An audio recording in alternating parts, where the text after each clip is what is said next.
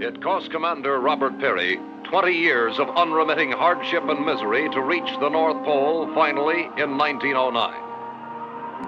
It would have astounded Peary to learn that by the late 1950s and early 60s, the vast frozen top of the world he pioneered had become a vital highway for world travel and commerce, not just in the skies, but also deep under the ice in the frigid 5 million square mile depths of the Arctic Ocean. Here, great passenger and cargo carrying atomic submarines glided by the dozens back and forth across the pole until a series of mysterious undersea disasters threatened to close the Arctic route forever.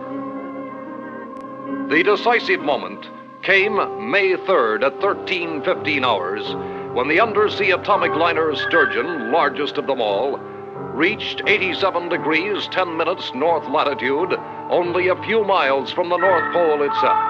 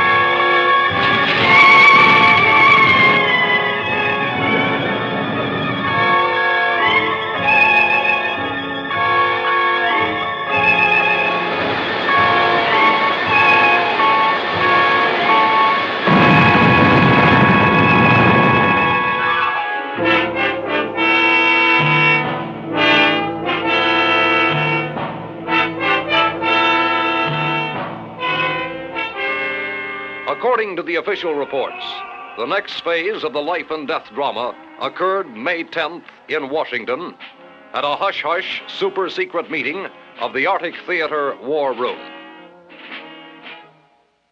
Gentlemen, this is the man we've been waiting for. The skipper of the atom killer sub Tigershark, Commander Dan Wendover. This is Justin Murdoch, Secretary of Defense. Mr. Murdoch. Commander? And I know you've heard a lot of Dr. Clifford Kent, Dan. Doctor. Commander. Dr. Kent had a lot to do with the development and design of your boat. Syrian Hunt just flew in from London. The Dr. Hunt, winner of the Nobel Prize for Oceanography? Oh, let's just say I took the bow for a team of very brilliant associates. Sit down. Gentlemen, to begin, let me read you just one line from a detailed staff study prepared for the Joint Chiefs. In our judgment, these Arctic disasters may prove the gravest emergency in all history. Any comments on that statement? A bit fanciful, isn't it, sir? Possibly. Let me read you a partial list of observed phenomena. Destruction of 4 surface vessels, largest 10,000 tons. Radioactivity in Arctic waters, floe ice, and bergs. Peculiar television images preceding each distress call. 7 polar atom subs vanished without a trace. Fanciful, did you say, Sir Ian? And now, Dan, we come to you. You skipper the Tigershark, the most advanced, the deadliest killer sub in the fleet. Right now, she's undergoing emergency, around-the-clock modification in the Bremerton Navy Yard. The orders call for special observation and testing instruments here, removal of all but 2 atomic torpedoes, special launching equipment for water-to-air ballistic missiles, and a special escape hatch in the keel for the lungfish. The lungfish? Yes, a deep exploration device, sort of an animated diving bell. The mission of the Tigershark is to hunt down and identify the cause of these Arctic disasters. If humanly possible, you will remove it.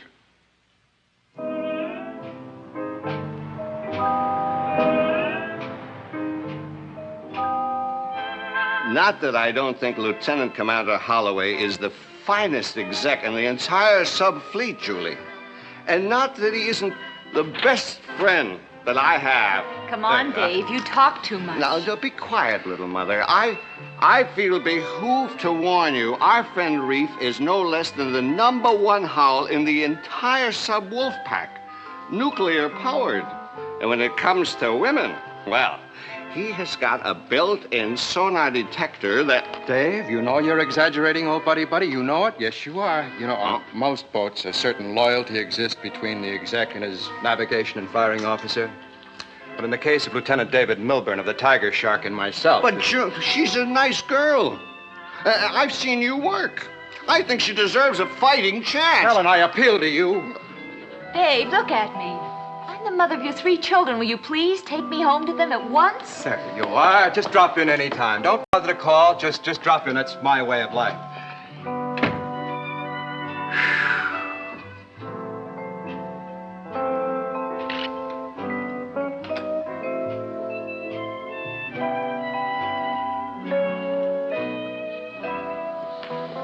Dave is exaggerating, you know. I mean, a man spends 3 months in a deep freeze. It'd take his whole leave just to thaw him out. By that time, he's ready to report back. It won't take me long to defrost. Not around you.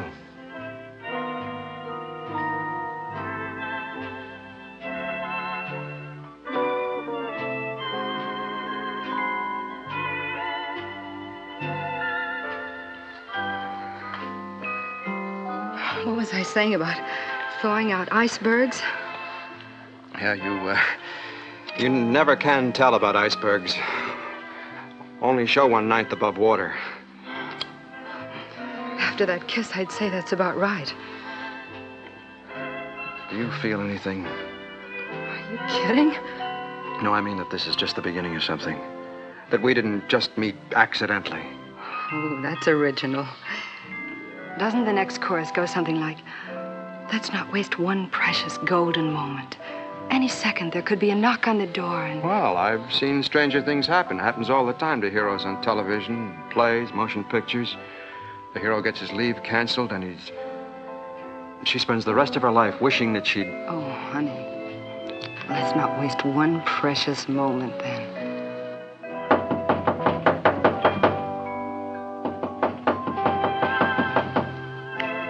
What's that pounding? Need I say more?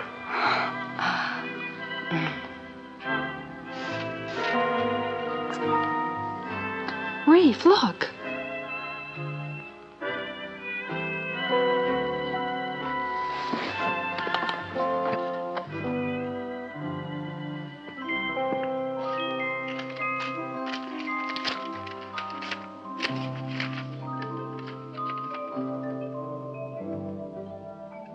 Oh, no.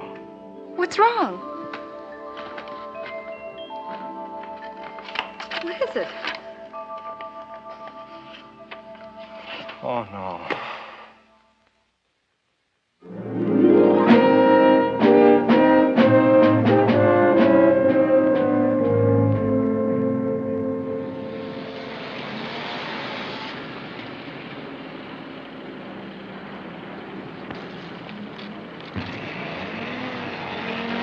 Reef!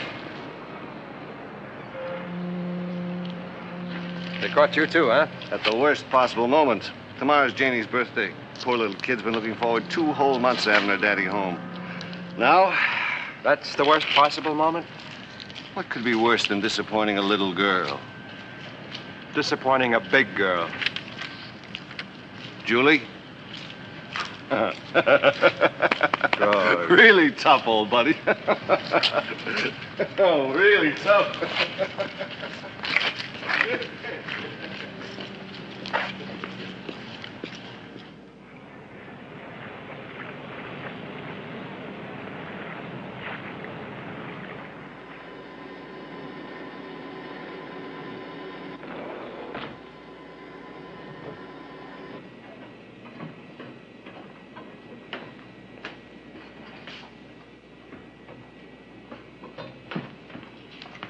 Skipper, I thought you were going to Washington. I did. Just got back. Reef, I want you to meet a couple of our passengers, Sir Ian Hunt and Dr. Clifford Kent. My exec, Commander Richard Holloway. Right on you, sir. Dr. Kent, met you before. Yes, indeed, Commander. You gentlemen are going with us. What for? We'll discuss that later. Roberts. Have Chief Griffin report to me as soon as the crew's aboard. Yes, sir. Watkins, Yes, sir. will you show these gentlemen their quarters? Aye, aye, sir. This way. Oh, sorry you had to cut your leave short. Yeah. Come at the wrong time? Yeah. Will do. Oh, it's you. Yeah. Hey, Griff, what's the scoop about, huh? I mean, hauled out in the middle of the night, all leaves canceled, we going to war or what? Now, don't you worry, Chester. When the skipper wants you to know what's going on, he'll tell you, okay? I don't like it. I mean, this is all mighty funny. Yeah, isn't it, though? Suppose you get aboard anyway. I don't like it. What did you say? I like it. I like it. Hey. Well, Skipper, I think I'll stow my gear. Reef, I got some bad news for you. Oh, yeah? You're gonna have to share quarters this trip. Who with? Dr. Nielsen. Dr. Nielsen? Well, when did that happen? Huh? Oh, it's all right. We're all friends.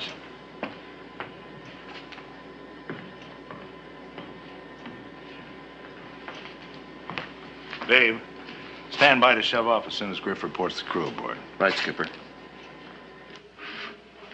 Wow, looks like we're going to share quarters, Skipper. Been a long... Carl.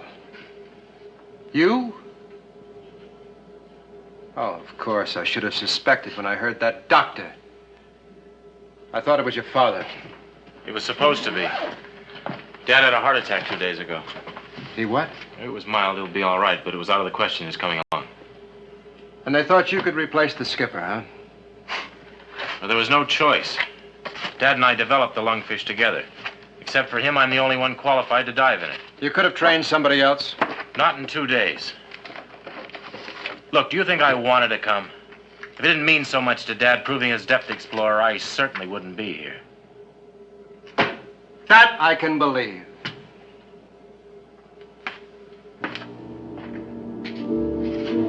The Tigershark left her dock at Bremerton at 0335 hours, the morning of May 11th, on what was to prove the strangest, most fearful voyage ever made by a submarine, atomic or otherwise.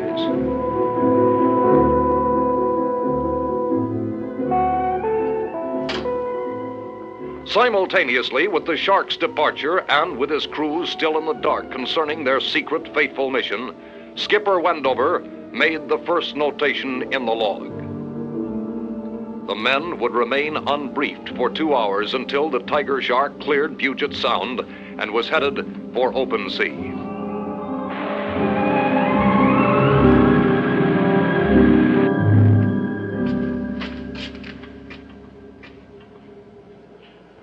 Who the devil belongs to this gear?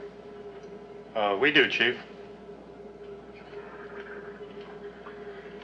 Oh, you two guys, huh? And just what do you do around here? Underwater demolition.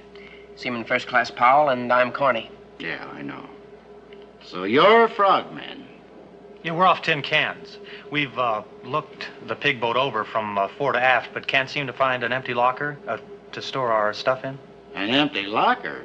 In a sub? Are you kidding? This whole deal is making less and less sense to me. What are frogmen doing aboard the Tigershark? Following orders, like everyone else in the Navy.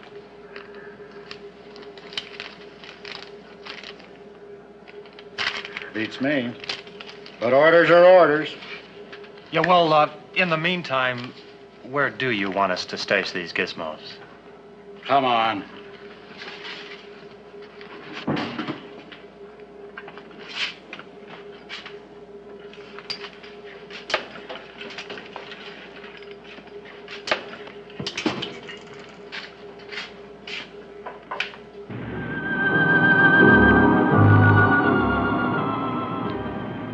Shortly before dawn, the Tigershark, running submerged at better than 30 knots, had left the Sound behind and was headed for open sea.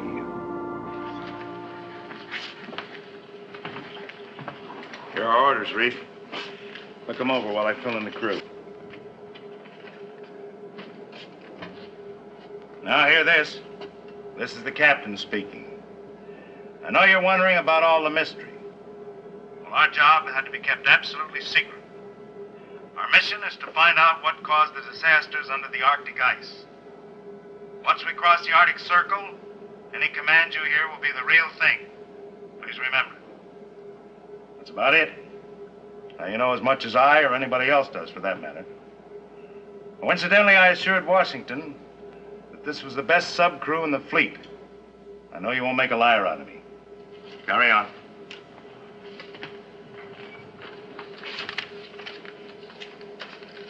That's it.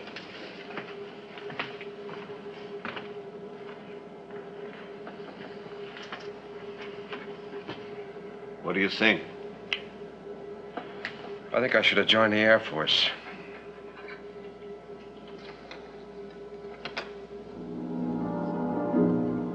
A week later, the Tigershark was still running due north at cruising speed. So far, the voyage was routine, uneventful. But the nearer they came to the Arctic Circle, the more the tension increased. The more tiny irritations were magnified into bitter views. The more the crewmen pondered their possible fate. On the morning of May 20th, the Tigershark crossed the Arctic Circle into the critical area.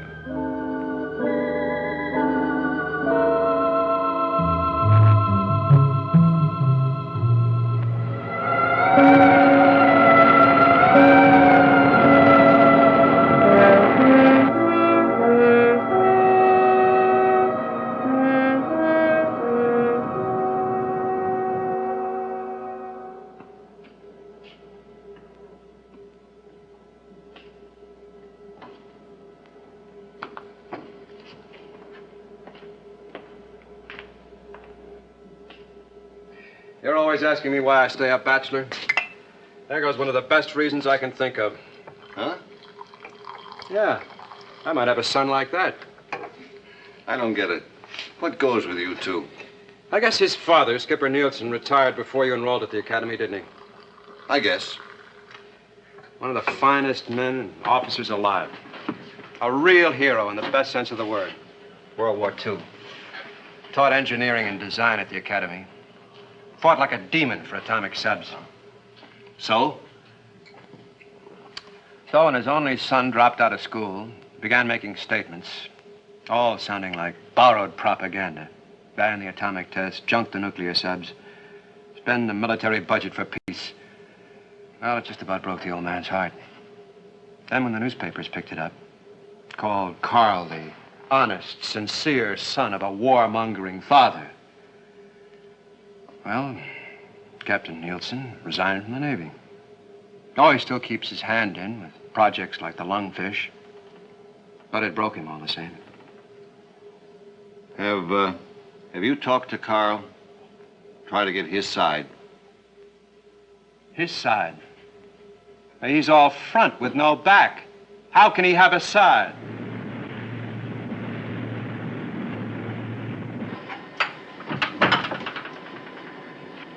Either of you men seen Dr. Nielsen? He's in here, sir.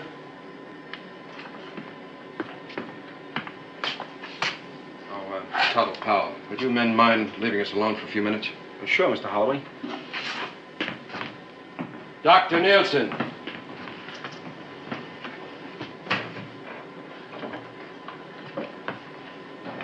What is it? You are out. This came for you. My father? Dead? No, as a matter of fact, he's a lot better. Just got out of the hospital.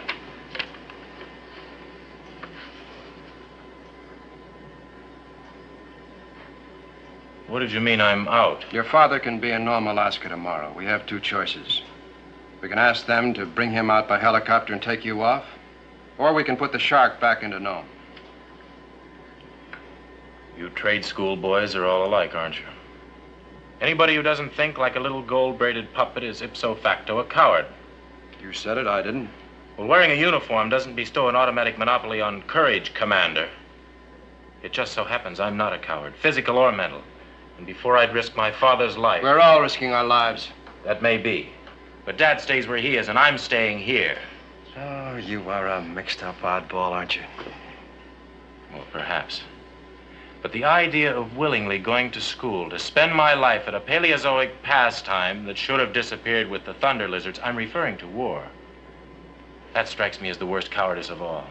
Being spiritually yellow. You mean nothing's worth fighting for? Peace. The dignity of man, destiny of human spirit. Now, you show me a man who says you win these fighting wars, and I'll show you an idiot. Carl, you talk like so many young men I've known. You talk well. Literately, intelligently, even brilliantly sometimes. But you're all talk. What do you do about your ideas? Your ideals? You mentioned my uniform. These are my work clothes. They represent what I'm willing to do. How hard I'm willing to work for what I believe in. I doubt your willingness for anything, except talk about what you're against. That talk darn near killed your father.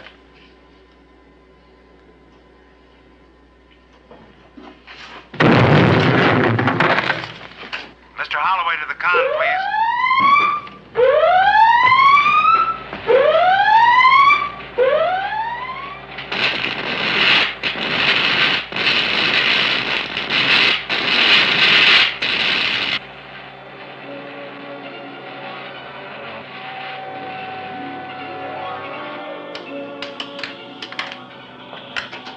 The instruments have all gone crazy. And take a look at the screen.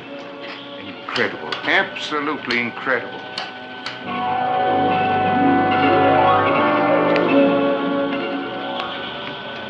What hit us? Doesn't seem possible, but could it be an electric storm center?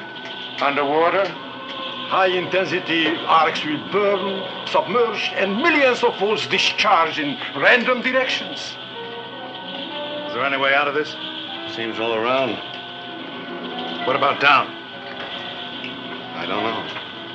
Take her down. Maximum angle, maximum depth. Yes. Take her down. Maximum angle, maximum depth.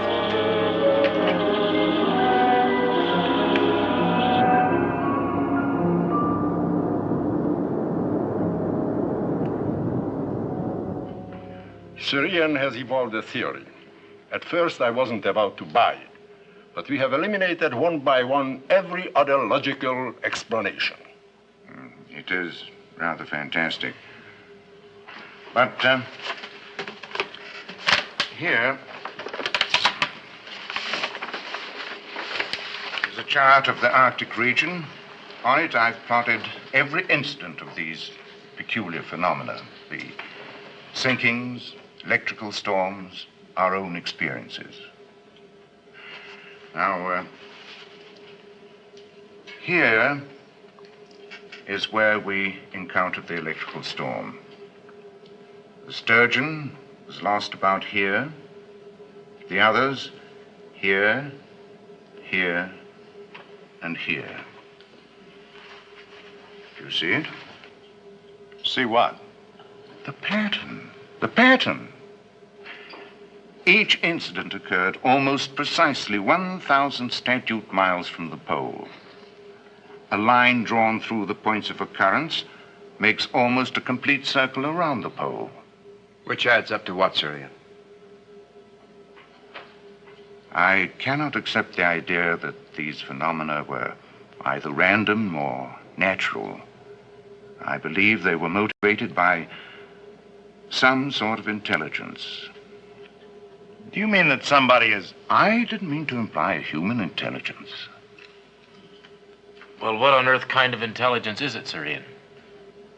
Oh, perhaps it's not an intelligence on Earth. Perhaps it's an intelligence from beyond the Earth. What can we do about it, sir? I've been thinking about that. As you see, these occurrences were on this line, almost a perfect circle around the pole. However, there may be a significant break in that ring here in the area of the Queen Victoria Sea near Franz Joseph Land, north of Murmansk in Finland. Supposing our theorizing is correct, then this could be the next danger point. Yes, yes. But supposing we anticipated a little, supposing the Tigershark was lurking there, waiting. You could be right. We'll chart our course right straight across the pole to bring us here, the Queen Victoria's Sea. So swiftly, implacably, the Tigershark moved across the top of the world toward her rendezvous with what?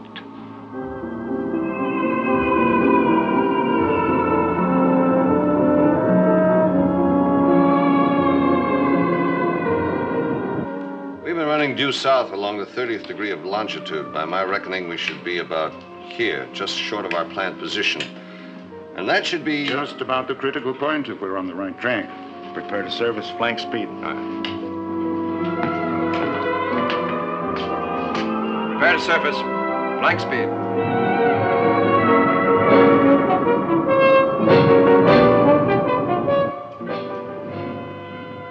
Mr. Melbourne, quick, look at this.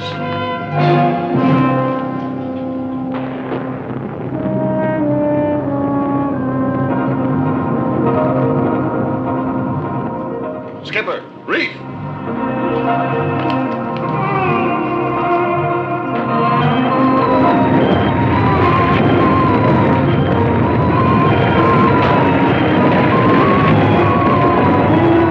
Those chunks of ice are coming right at us. Dive! Dive! Dive! Dive!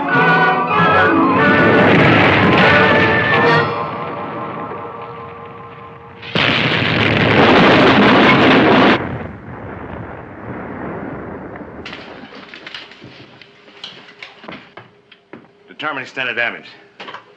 After torpedo room, report.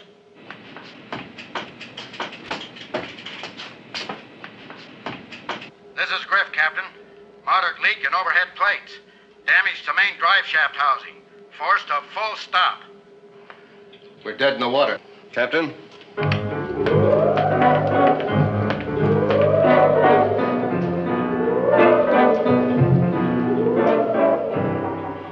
Whatever it is, it certainly can't travel. Course and speed. Speed about 22 knots. Course due north. Directly toward the pole. Are you two flounders about set?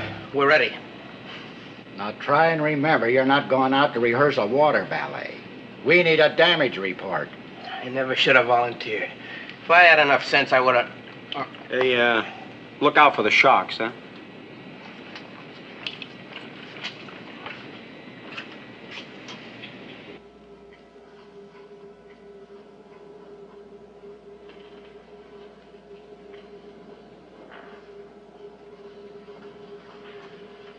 A pure oval shape with this cyclops-like eye or turret on top. I'd estimate its diameter at, 300 feet. No discernible orifices. The eye of Cyclops. What did you say, Sir Ian? Just musing about our one-eyed adversary and the Homer legend. The Cyclops were the sons of heaven who forged the thunderbolts thrown by Zeus.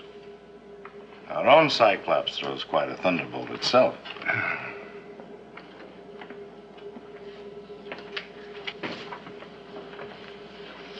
I knew there was something familiar.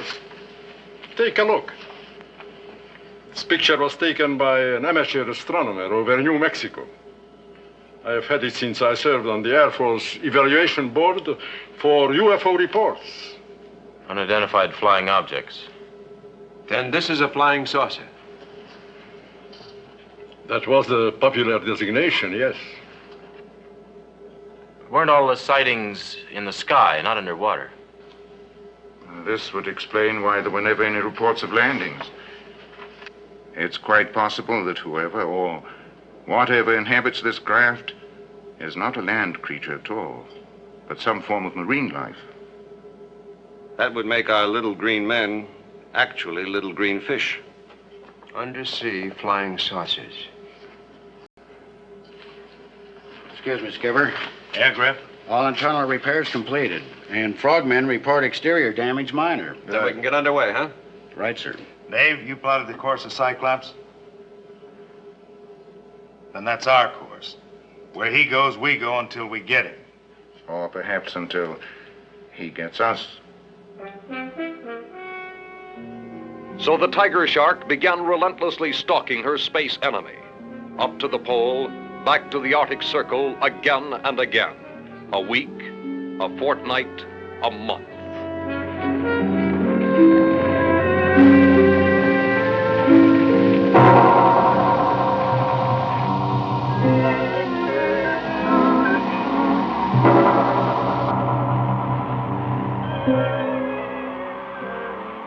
Never a glimpse of their enemy, but there were reports. New disasters, new ships and lives lost.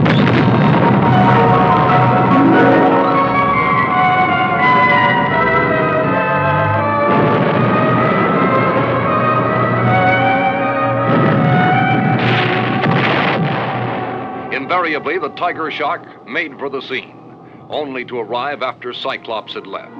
For all its desperation, the pursuit seemed fruitless. And then on July 3rd, Dr. Kent and Sir Ian held an urgent discussion with Reef and the skipper. Why does Cyclops invariably return to the pole between attacks? Never two in succession. Always away and back, away and back. We've asked ourselves that over and over 1,000 times. But answers are what we need, not more questions. We think now we have them. We took for granted his source of energy was nuclear. But suppose it isn't at all. What if it is magnetic? Yes. Yes. We harness energy on a small scale by cutting magnetic lines of force. Supposing Cyclops does it on a super scale. The North Pole is the positive end of the biggest magnet of all, the Earth itself. What you're getting at is that you think our saucer friend must return to the pole regularly to recharge his batteries. That may be oversimplifying it. But, Now, our present tactics are useless. But suppose we place ourselves between Cyclops and the pole. In such a way as to prevent him returning to the pole to, as you put it, recharge his batteries. If we are lucky enough to catch him with his power depleted. Then we polish him off with an atomic fish. We wait till the next report of trouble, and then we lie in wait for him, right in his path, and bushwhack him. Bushwhack? Yes, it's an American tactical expression. So, a change of tactics. Now, the Tigershark cruised almost over the North Pole, waiting for the radio report that would put the plan into effect. On July 13th, at 1600 hours, it came. We got it, Reef. Cyclops? Sounds like a distress signal from a small freighter between Ellesmere Island and Greenland. One Mayday, then nothing. Where's the skipper? Already in the con.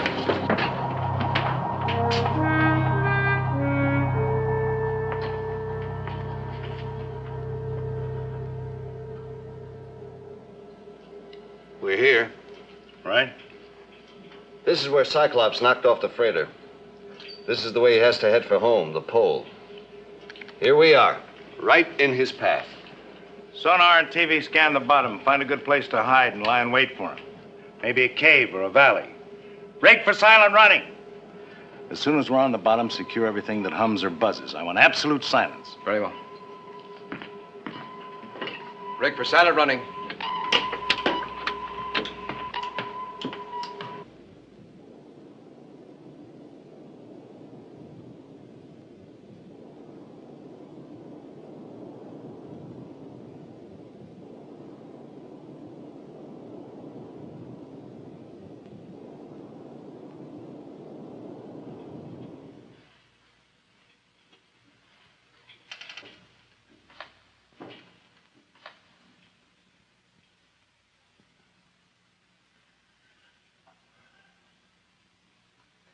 Hour upon hour, the Tigershark lay in its deep six ambush.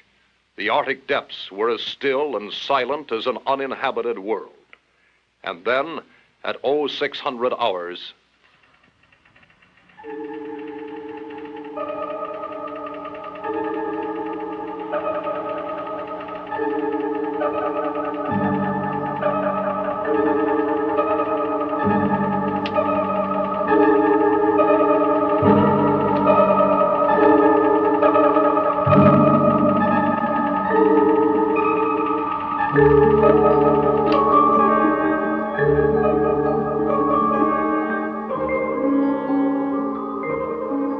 Skipper, Dr. Kent. What is it? That's him. Has to be. Range 22 miles. Speed, I give it 14 knots. His radiation level is very low. That would confirm our theory about having to return to the pole. Better be correct. Give me a setup on the TDC, range about 7 miles.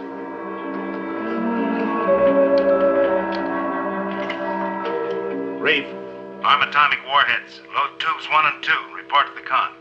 Sounds like we mean business. Yeah. Griff, you arm number 2. I'll handle number 1.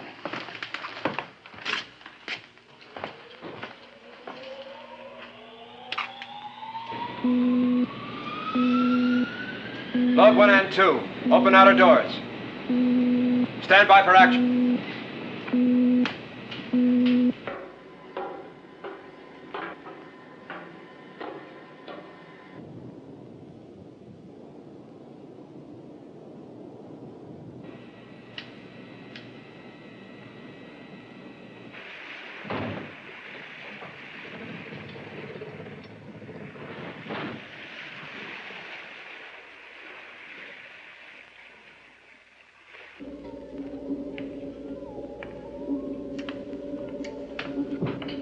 Range now 15 miles.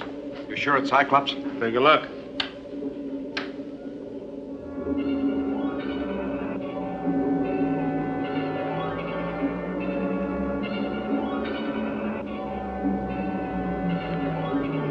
Range 14.5 miles.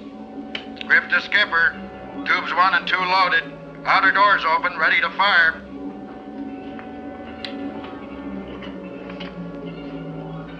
Stand by.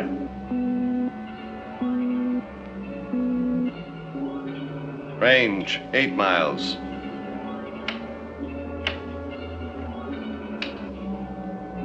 Range 7 3/4 miles.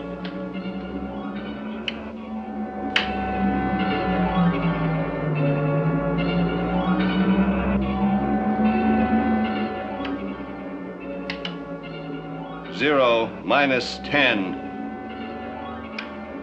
9, 8, 7, 6, 5, 4, 3, 2, 1. Target 0. Fire 1.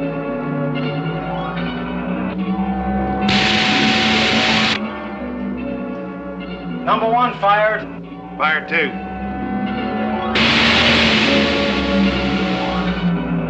Number 2 fired.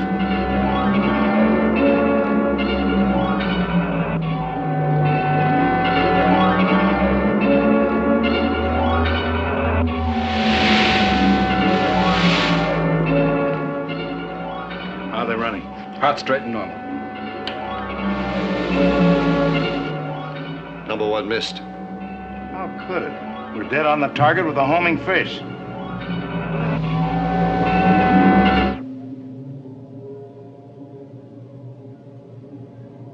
What's that? A massive jelly-like stuff came out of the thing and caught our torpedo. It must function like a degaussing field. We never get a torpedo through that. Maybe not a torpedo. Blow all main ballast tanks. Reactor room stand by. As soon as we're off the bottom, I want all ahead flank. What course, Skipper? Right at our one-eyed friend.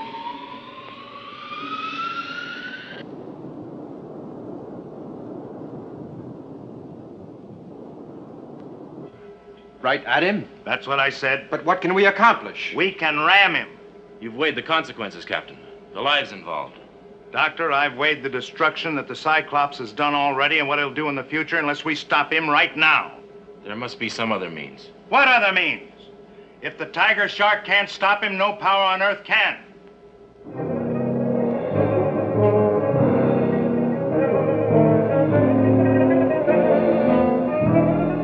Now brace yourselves.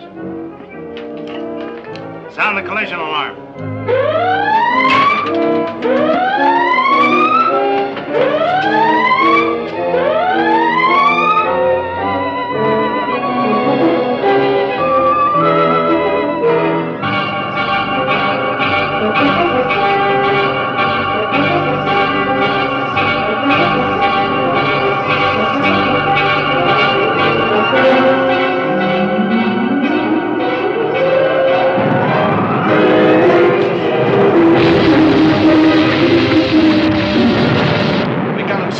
Drove right into him.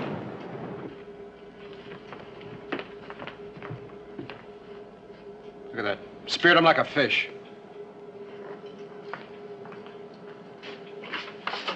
We did it, boys. Dove right through the saucer's side. Reactor room, give me all reverse, full.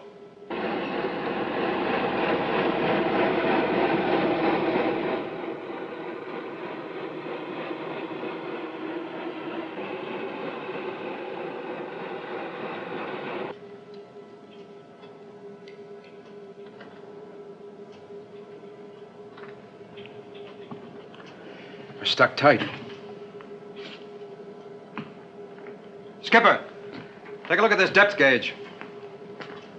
180 fathoms? We can't be sinking that fast. It's our screw, Skipper. At our declination angle, running in reverse, they're pulling the Shark and Cyclops right to the bottom. And we're at safe maximum depth already. Full stop. Full stop.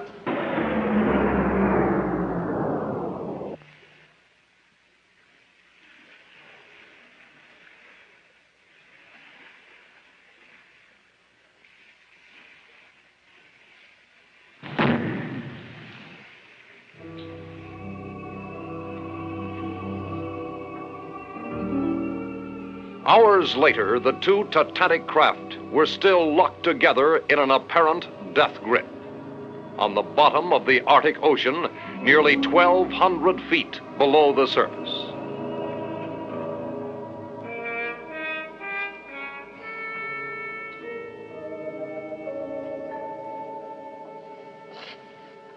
Well, anybody got any ideas? Anything's better than lying here. Suppose there's some kind of atmosphere inside the Cyclops. What do you mean? Well, maybe we could get inside the saucer. We could use our torches to cut the Shark loose.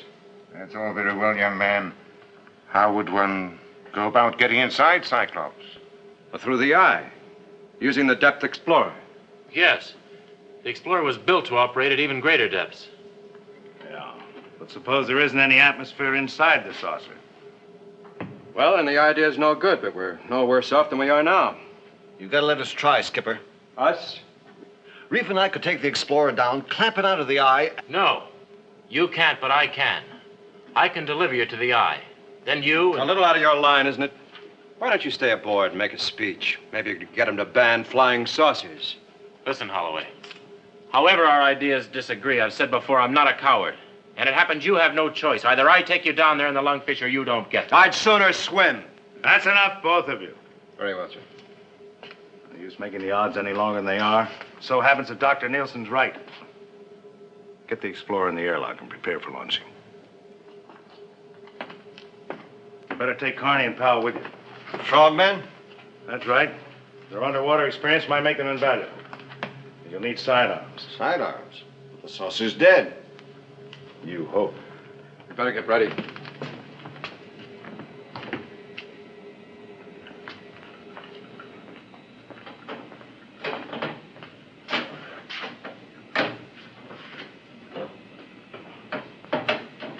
Girls, you go everywhere I go.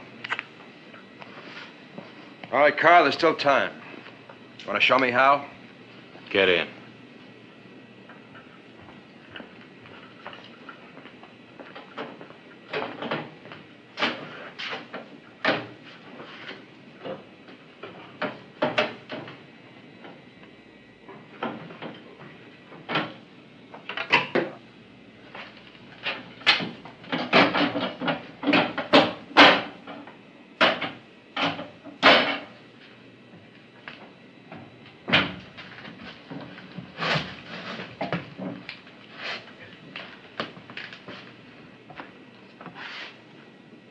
Ready to open airlock door, Captain. Go ahead, Griff.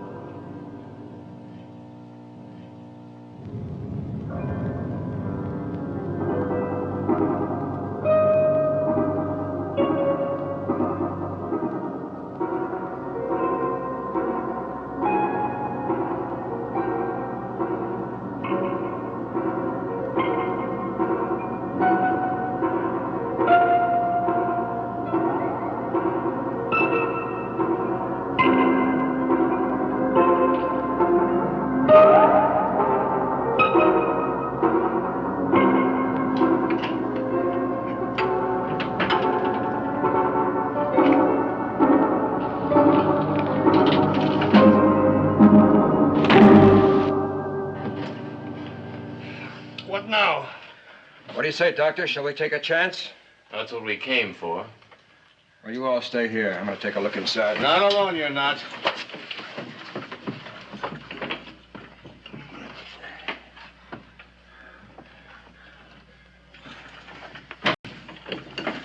Better breathe your oxygen just in case.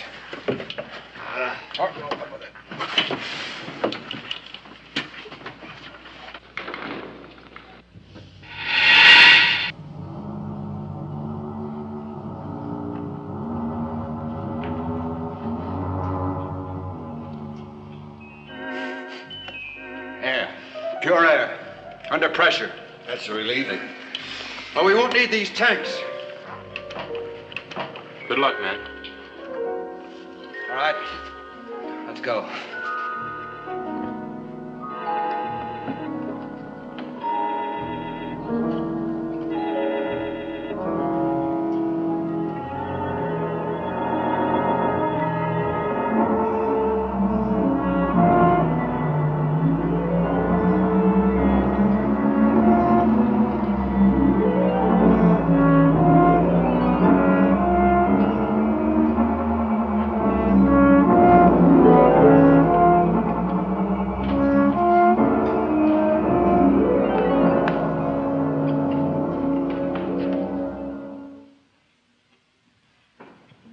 Bow drove through her, but she sealed herself right up.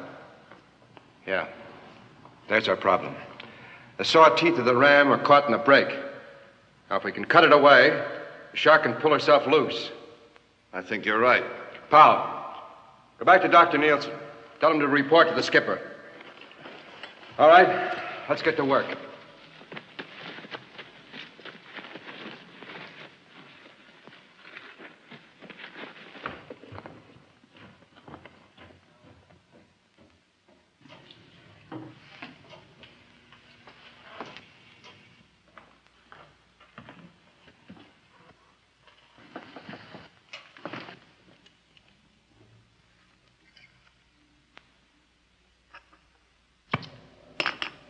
We read you, Doctor. Go ahead.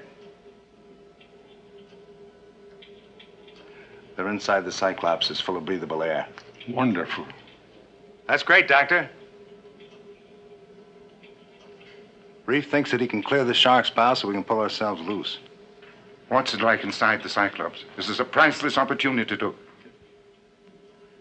Doctor, tell Reef to make sure that you're in the clear before we make another move. Right. Over. We'll make it out of this yet. Skipper, could you take a look here? What's wrong, Grit? The inertial navigation system must have been knocked out in the crash.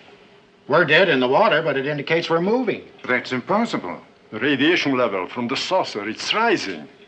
What direction does the system indicate? Due north at 5 knots. Oh, 6. Toward the pole. But that Cyclops is dead. We killed it, didn't we? Beats me.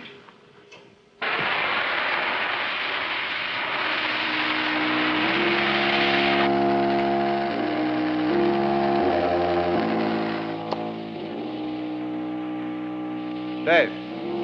Yeah? Do you hear anything? I don't hear anything. You've been down here too long. You better go topside and rest. Strange you don't hear it.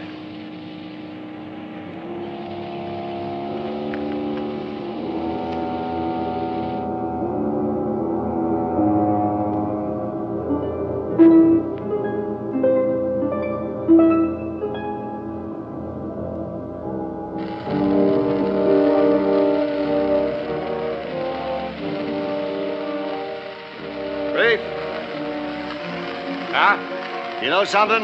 I think it's getting lighter in here. Yeah, it is. If I didn't know better, I'd swear we were moving. Now let's get back to work, and maybe we will be soon.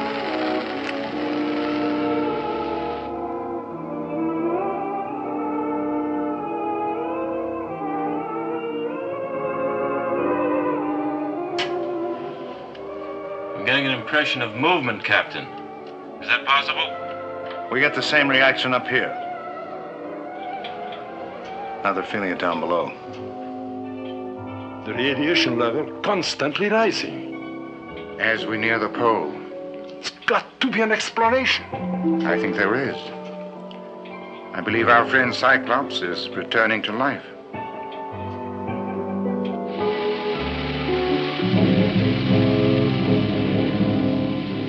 Commander Holloway, listen. Dave. Commander Holloway, make no resistance. Did you hear it? That sound again? This time there was a voice. It called my name. Look, why don't you go topside? You will see that avails nothing.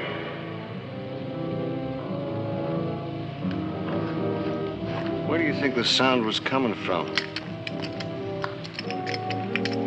Down there somewhere.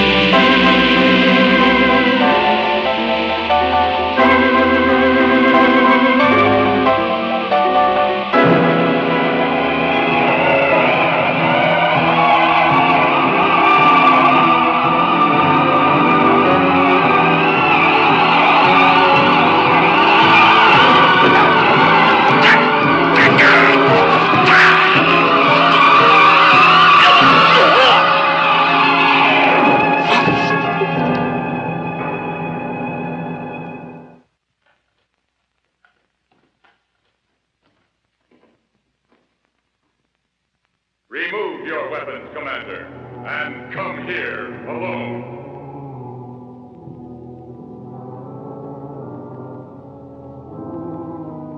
Come where? To me, here. That voice again?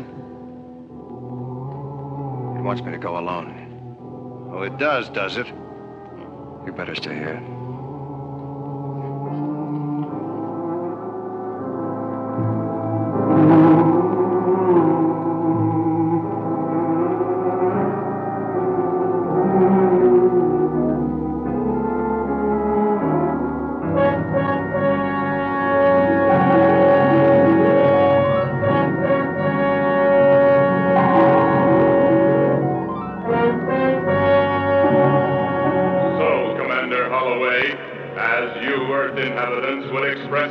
We meet face to face. That's a face? Point of view is everything. To us, your form of life is ugly, as we appear to you. Tell me something. Why is it that I can hear you and the others can't? You do not hear me. Our individual brain frequencies are now attuned, and we exchange wave thoughts. You mean extrasensory perception? Whatever your Earth term may be, the principle is ancient and very simple. It is not necessary for you to speak. Your thought response will suffice. My mission is to study various solar systems and planets. Select the most suitable for colonization. For horrors like yourself? Of course. It may interest you to know I have visited hundreds of other worlds, and of all of them, your Earth seems most suitable.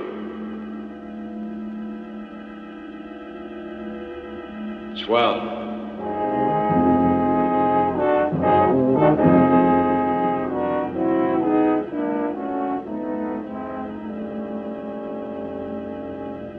Your friend was to remain where he was. He did. I am afraid not. Dave, what's going on in here, lad? What? Stand away from him, Commander. You back. So this is your headquarters. Well, you've sunk your last ship, you...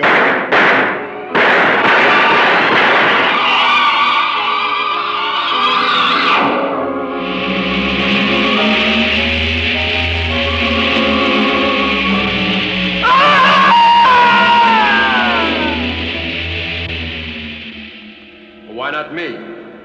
What am I, the closing act? On the contrary, I want you unharmed, perfect. Why? I have selected you to return with me along with several other specimens for study. We will examine you and the others, discover desirable features to incorporate in our Earth colonizers. And you just build them in, huh? Of course. Evolution is much too slow a process. On Earth, you build with inanimate material. We employ living tissue. This space vehicle, for example.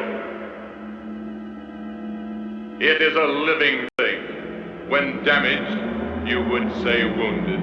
It immediately heals itself. Oh, that's why no water leaked inside when we rammed you. Of course.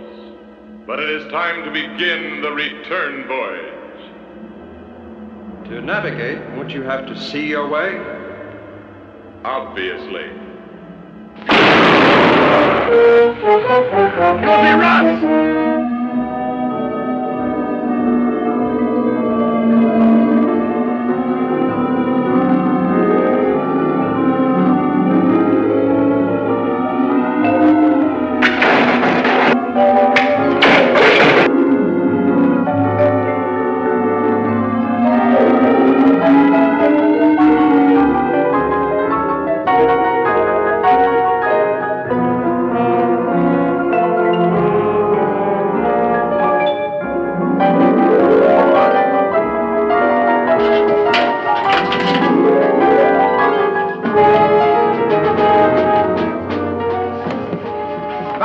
Tigershark, right now. What about Dave and the others? Fortunes of war.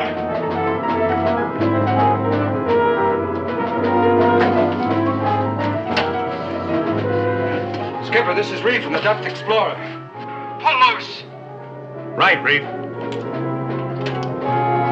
Reactor room, get me all back. Emergency.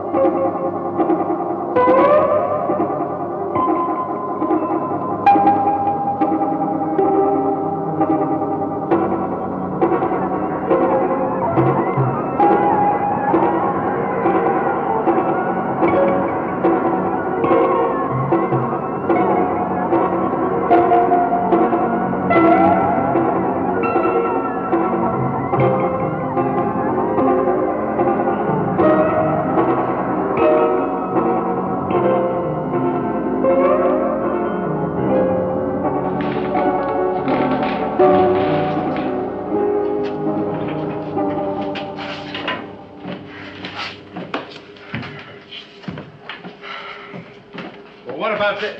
Skipper, we didn't kill it. And if that thing ever gets back to where it came from, the Earth is doomed and everybody on it.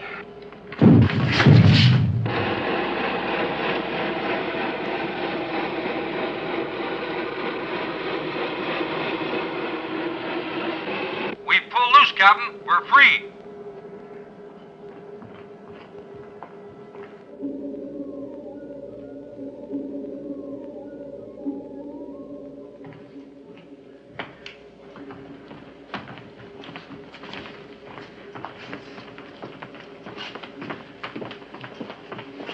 There it goes.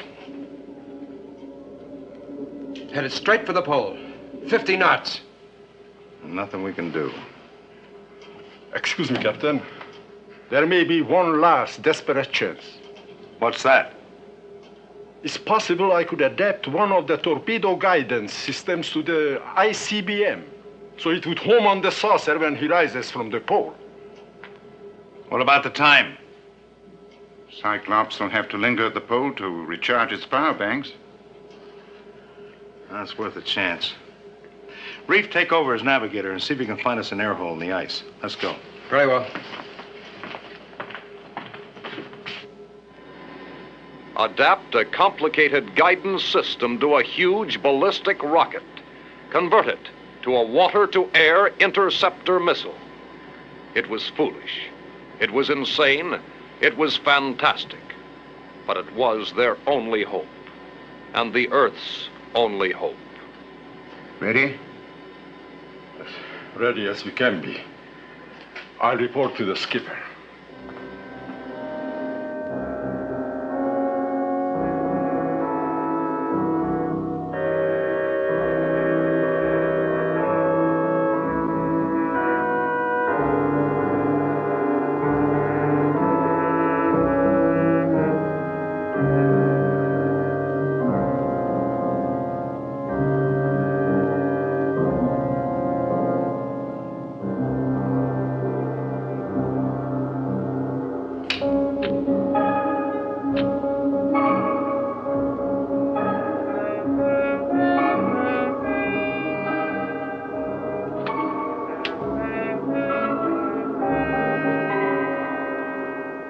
Skipper,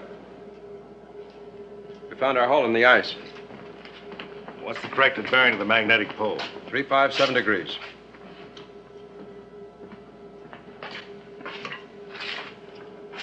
Prepare the ICBM for firing.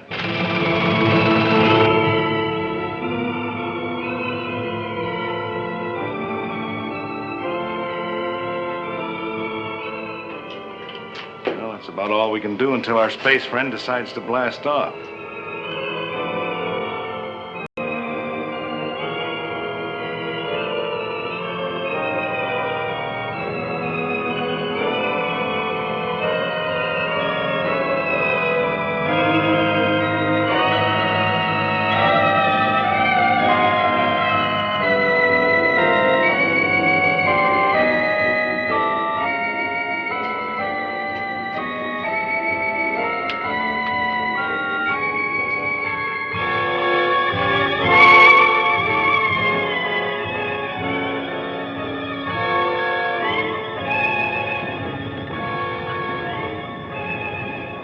Skipper, I think it's...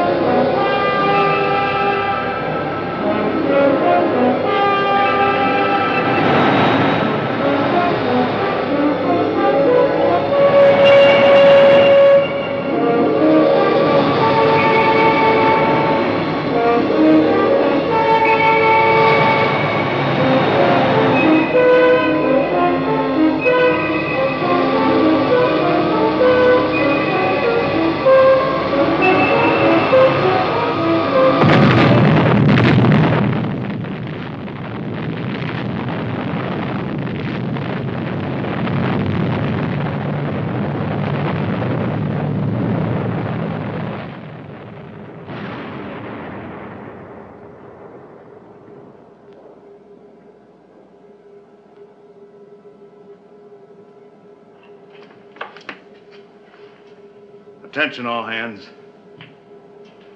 We got him.